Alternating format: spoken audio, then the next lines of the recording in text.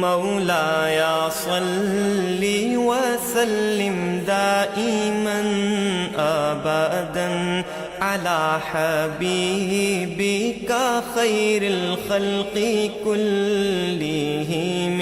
سامعین اکرام، آج کا موضوع امیری اور غریبی، یعنی امیری اور غریبی کیا ہے، کیوں ہے۔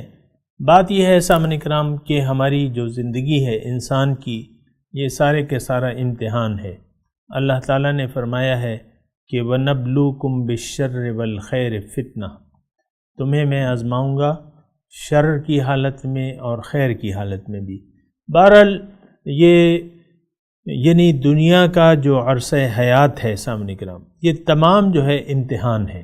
اگر آپ نے دنیا کو اپنی منزل بنا لیا اور دنیا ہی کی آسانیوں کے لیے آپ کوشش کرتے رہے، تو پھر یہ ہے کہ جو اچھی حالت ہے اس میں آپ اللہ کو بھول جائیں گے، اور جو بری حالت ہے اس میں اللہ تعالیٰ سے آپ شکوہ کریں گے۔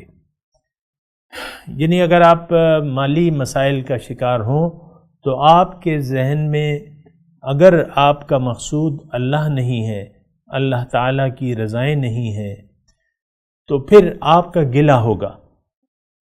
اگرچہ ظاہری طور پر آپ زبان سے شکوہ نہ کریں، لیکن اگر آپ کی منزل دنیا ہے تو یقیناً آپ ناخوش رہیں گے، خوش نہیں رہیں گے، کیونکہ آپ تو دنیا کی خوشی کے طالب ہیں، اور دنیا کی خوشی تو بظاہر پیسوں سے ملتی ہے۔ جو چھوٹی چھوٹی خوشیاں ہیں وہ پیسوں سے ملتی ہیں، تو آپ خوش نہیں رہیں گے، آپ گلہ مند ہوں گے۔ اور اگر آپ کے پاس مال و دولت کی فراوانی ہے تو آپ اپنے منعم حقیقی کو بھلا کے زندگی گزاریں گے، دنیاوی مال و مست میں غرق رہیں گے۔ یعنی وہی آپ کا دل لبھائے گا، دنیاوی مال و دولت جو ہے وہ آپ کا دل لبھائے گا، اور آپ اللہ تعالیٰ کی یاد کو بھلا دیں گے۔ ضرورت اس بات کی ہے کہ ہم جھوٹ کی بجائے سچ کی تلاش کریں۔ سچ یہ ہے کہ اللہ تعالیٰ نے ہمیں ظاہر کے لیے نہیں بلکہ باطن کے لیے پیدا کیا ہے، دنیا کے لیے نہیں، دنیا کی کامیابی کے لیے نہیں، بلکہ اخروی کامیابی کے لیے پیدا کیا ہے۔ یہ سچ ہے۔ دوسرا سچ یہ بھی ہے کہ ہمیں اللہ تعالیٰ نے اپنے لیے پیدا کیا ہے۔ اللہ تعالیٰ ہمیں بہت عظیم الشان مراتب سے سرفراز کرنا چاہتا ہے، بہت نعمتیں دینا چاہتا ہے اللہ تعالیٰ۔ یہ جنت اللہ تعالیٰ نے ہمارے لیے پیدا کی ہے، ہمارے لیے دوزخ نہیں پیدا کی۔ دوزخ میں وہ لوگ جائیں گے جنہوں نے اللہ تعالیٰ کی یاد کو دل سے بھلا دیا اور غیر اللہ کے لیے جیے۔ غیر اللہ کے لیے جینا جو ہے وہ دوزخ میں جانے کا باعث بنتا ہے، یہ بات نوٹ کر لیں۔ اگر آپ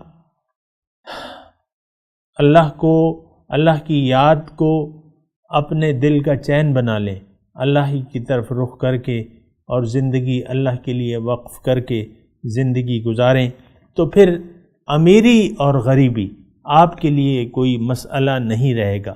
نہ امیری میں آپ اللہ کی یاد کو بھلائیں گے، اور نہ غریبی میں یعنی تنگ حالات میں آپ دگرگوں ہوں گے، آپ کا دل پریشان نہیں ہوگا۔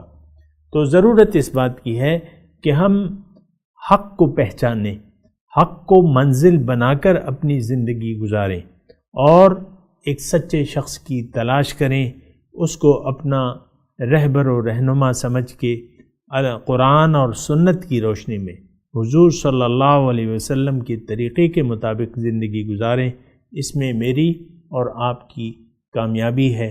وآخر دعوانا ان الحمد للہ رب العالمین، والسلام علیکم ورحمۃ اللہ وبرکاتہ۔